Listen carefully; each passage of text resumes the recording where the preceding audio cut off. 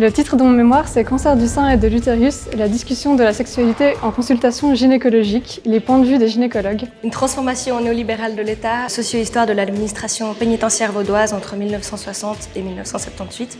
Qu'est-ce que c'était le titre? La détermination des seuils ventilatoires par la variabilité de la fréquence cardiaque, technique, méthode et automatisation. Sensibilisation, individualisation, moralisation, l'écologie comme problème public dépolitisé.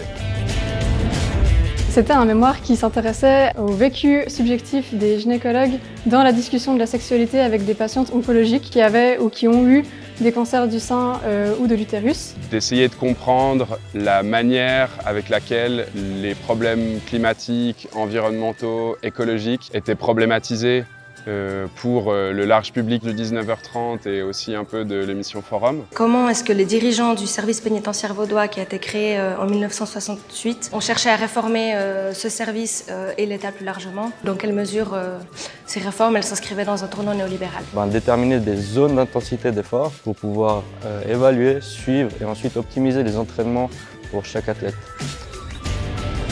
Actuellement, je suis en première année de doctorat à l'Université de Fribourg en psychologie. Je fais une thèse qui porte sur l'influence du langage inclusif et des stéréotypes de genre sur les intérêts des adolescentes et des adolescents pour des métiers de santé, comme par exemple les soins infirmiers. L'idée, c'est de pouvoir prolonger ce travail de mémoire dans une thèse pour le développer, disons, au maximum. J'ai commencé une thèse à l'Université de Fribourg en histoire, du coup, sur un sujet proche et loin, sur la place de la Suisse dans la réforme pénitentiaire internationale. Ce que j'aimerais, ce serait travailler justement dans des laboratoires pour pouvoir aider et conseiller des athlètes, en parallèle pouvoir continuer un peu de la recherche.